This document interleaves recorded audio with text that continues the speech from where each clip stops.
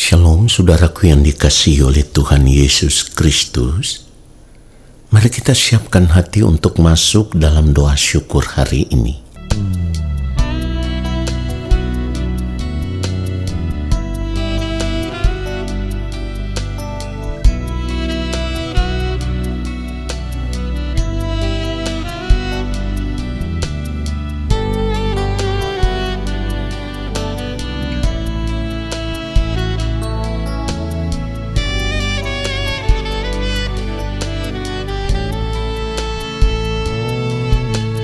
Ku mau hidup kudus seperti Yesus,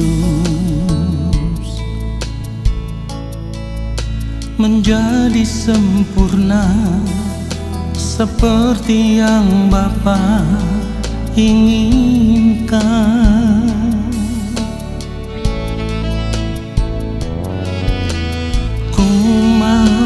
Selalu berkenan padamu,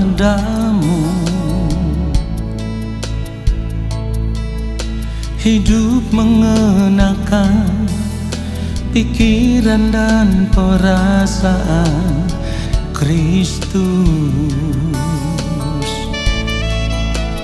dalam perkataan, dalam perbuatan. Ku mau Kristus nyata di dalamku, yang ku ingini hanya kerajaan-Mu, ya Allahku. Keindahan dunia, kesenangan dunia, tak ku ingini lagi semua itu, sebab kemuliaan yang Bapa sediakan, itulah yang sempurna.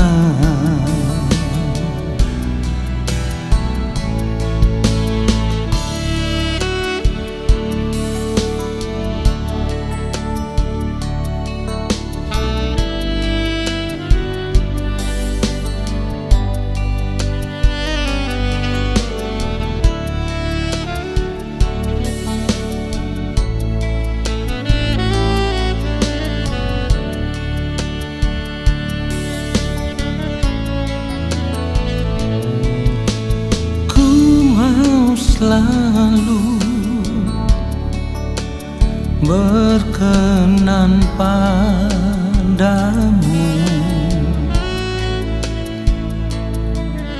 hidup mengenakan pikiran dan perasaan Kristus dalam perkataan, dalam perbuatan. Ku mau Kristus nyata di dalamku, yang ku ingini hanya kerajaan-Mu, ya Allahku. Keindahan dunia, kesenangan dunia, tak ku ingini lagi semua itu, sebab kemuliaan yang Bapa sediakan, itulah yang sempurna. Oh, dalam perkataan, dalam perbuatan, ku mau Kristus nyata di dalamku, yang ku ingini hanya kerajaan-Mu, ya Allahku. Keindahan dunia, kesenangan dunia, tak ku semua itu sebab kemuliaan yang Bapa sediakan, itulah yang sempurna. Itulah yang sempurna.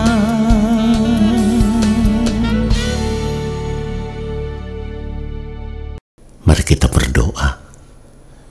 Bapa yang Maha Kudus, Allah yang Maha Mulia, kembali kami ada di hadapan Bapa. Kami mau menanti-nantikan Bapa berbicara bagi kami.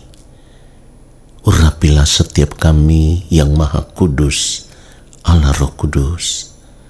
Ajar kami untuk mengerti apa yang menjadi isi hati Bapa yang kami dengar lewat firman Tuhan ini. Lalu kami mau hidup seturut dengan firman-Mu ya Tuhan, supaya kehidupan kami senantiasa berkenan di hadapan Bapa di sorga. Di dalam nama Tuhan Yesus Kristus kami berdoa. Amin. Saudara yang dikasihi oleh Tuhan Yesus Kristus, kalau saat ini kita tahu kita berada di dalam Yesus, itu artinya kita ini adalah orang-orang yang dipanggil di dalam Yesus. Orang-orang yang dipilih oleh Allah di dalam Yesus. Supaya pada akhirnya, di ujung kehidupan nanti, setiap orang yang berada di dalam Yesus itu, mereka akan memperoleh atau menerima hidup yang kekal. Tetapi satu hal yang harus tetap kita ingat, perhatikan ini, satu hal yang harus tetap kita ingat, seperti yang firman Tuhan katakan, sebab banyak yang dipanggil, tetapi sedikit yang dipilih. Ini artinya, sekalipun ada begitu banyak orang dipanggil oleh Allah Bapa di sorga, di dalam Tuhan Yesus Kristus, tetapi tidak semua orang yang dipanggil di dalam Yesus itu akan menjadi orang-orang yang dipilih di kehidupan kekal nanti. Pertanyaannya, kenapa begitu banyak yang dipanggil, tetapi hanya sedikit yang dipilih? Karena firman Tuhan mengatakan akan hal itu. Matius 22 ayat 14. Firman Tuhan berkata, sebab banyak yang dipanggil, tetapi sedikit yang dipilih. Kenapa hanya sedikit yang dipilih? Ini yang harus kita perkarakan. Satu hal yang harus kita sadari, orang yang dipanggil di dalam Yesus berarti dipanggil juga untuk memiliki hidup yang sama seperti yang mulia Tuhan Yesus Kristus. Karena hidup Kristus itu merupakan standar kehidupan anak-anak Allah. Ini yang sudah sering kali saya katakan. Tetapi kalau harus jujur, tidak banyak orang, ya, atau tidak banyak di antara kita yang mau memperkarakan akan hal ini dengan serius. Kenapa demikian, saudaraku? Karena selama ini kita masih tetap menjalani hidup ini mengikuti keinginan diri kita sendiri. Kita menjalani hidup ini mengikuti hawa nafsu diri kita sendiri. Keinginan diri, hawa nafsu diri kita itu kan selalu dipenuhi dengan keinginan-keinginan daging. Lalu kita melakukan itu di sepanjang hari hidup kita tanpa merasa gentar, tanpa berpikir bahwa kalau kita tetap hidup mengikuti keinginan diri kita sendiri, kalau kita tetap hidup mengikuti hawa nafsu diri kita sendiri yang dipenuhi dengan keinginan-keinginan daging, berarti di ujung kehidupan kita nanti, kita tidak bisa diterima di dalam kerajaan Allah Bapa di sorga. Kenapa demikian, saudaraku?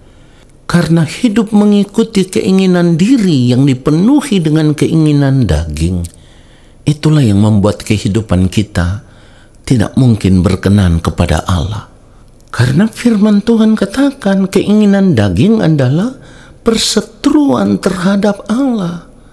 Jadi kita harus sadar kalau kita tahu di dalam Yesus kita dipanggil oleh Allah, artinya kita dipanggil untuk hidup seperti Kristus.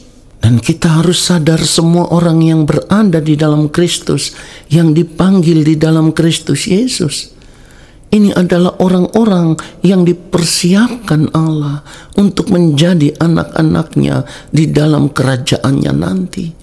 Persoalannya adalah selama kita masih hidup di dunia ini, kuasa kegelapan akan terus berusaha untuk memisahkan kita dari Allah.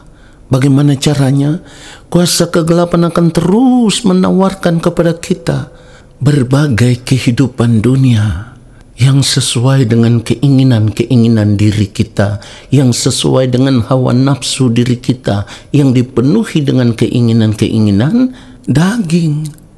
Keadaan inilah, saudaraku, yang membuat kita tidak taat hidup sebagai anak-anak Allah Bapa di sorga.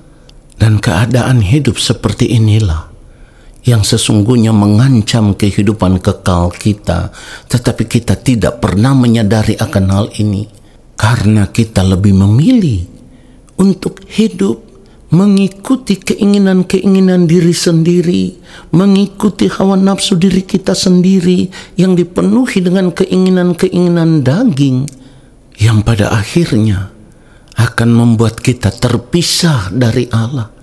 Kenapa saya katakan akan membuat kita terpisah dari Allah? Karena seperti yang firman Tuhan katakan, keinginan daging adalah perseteruan terhadap Allah. Karena keinginan daging itu tidak takluk kepada hukum Allah.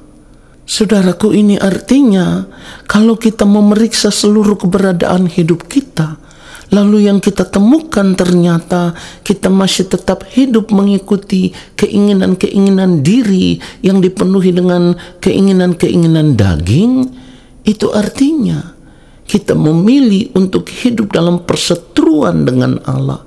Itu artinya kita memilih untuk hidup memberontak kepada Allah. Dan kehidupan seperti inilah yang akan membuat hidup kita tidak berkenan di hadapan Allah Bapa di sorga. Sebab firman Tuhan katakan, seperti yang ditulis di dalam Roma 8 ayat 8, mereka yang hidup dalam daging tidak mungkin berkenan kepada Allah. Dari apa yang firman Tuhan katakan ini menjadi jawaban bagi kita.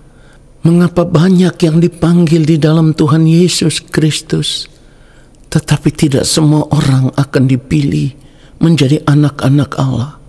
Dan itulah yang firman Tuhan maksudkan, saudaraku. Sebab banyak yang dipanggil, tetapi sedikit yang dipilih. Dan sebenarnya apa yang firman Tuhan katakan ini menjadi peringatan bagi kita, bahwa untuk benar-benar menjadi anak-anak Allah Bapa di dalam kerajaan sorga, kita harus berjuang. Selama kita masih hidup di dunia ini, kita harus berjuang. Berjuang untuk melepaskan diri dari semua keinginan dan hawa nafsu diri yang dipenuhi dengan keinginan daging. Hidup tidak lagi mencintai dunia ini.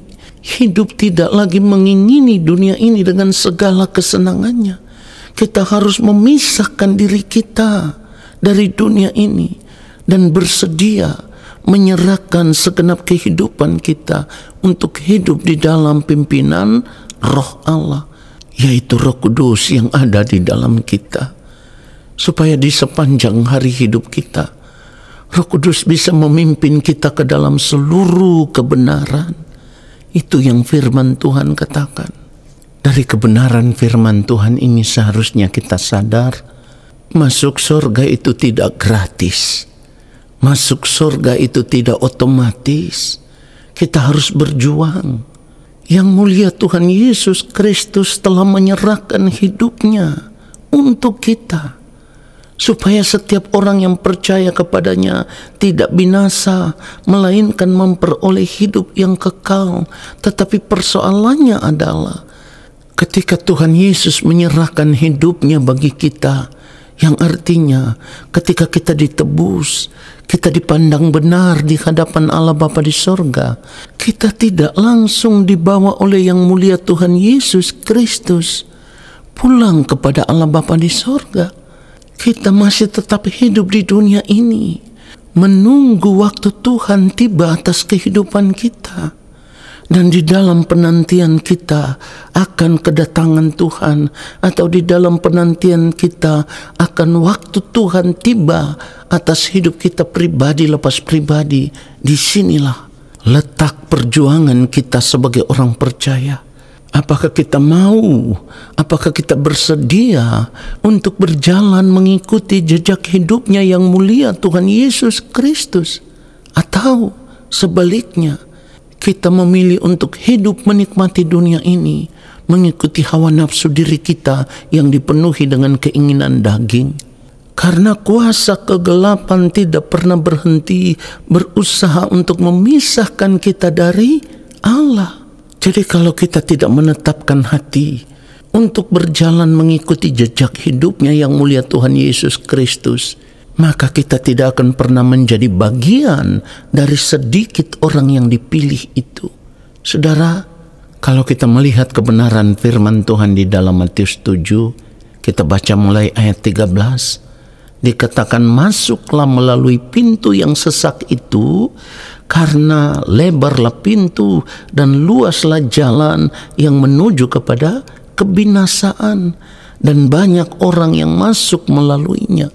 Dan di dalam ayat 14 dikatakan, karena sesaklah pintu dan sempitlah jalan yang menuju kepada kehidupan, dan sedikit orang yang mendapatnya. Artinya dunia akan menawarkan begitu banyak kesenangan hidup yang bisa menyesatkan banyak orang. Tetapi sebagai orang yang dipilih di dalam Yesus, kita harus menetapkan hati untuk berjalan mengikuti Yesus, supaya pada akhirnya kita bisa beroleh hidup yang kekal. Amin. Mari kita berdoa. Terima kasih Bapa untuk kebenaran firman-Mu yang sungguh menyadarkan kami. Kami mau memilih untuk berjalan mengikuti jejak hidupnya Tuhan Yesus Kristus. Karena kami rindu di ujung kehidupan nanti kami menjadi bagian dari orang-orang yang dipilih oleh Allah. Bapa, kami bersyukur untuk firman-Mu. Saat ini kami mengangkat tangan di hadapan Bapa, dan kami percaya Engkau akan memberkati kami. Turunlah atas kehidupan kami segala berkat kasih karunia daripada Allah Bapa di sorga. Rahmat cinta kasih dari Tuhan Yesus Kristus di dalam persekutuan yang manis dengan Roh Allah yang kudus menyertai langkah hidup kami dan memberkati kami sekarang dan sampai selama-lamanya. Amin. Saudara, terima kasih sudah mengikuti doa syukur hari ini. Tuhan Yesus memberkati kita semua. Shalom.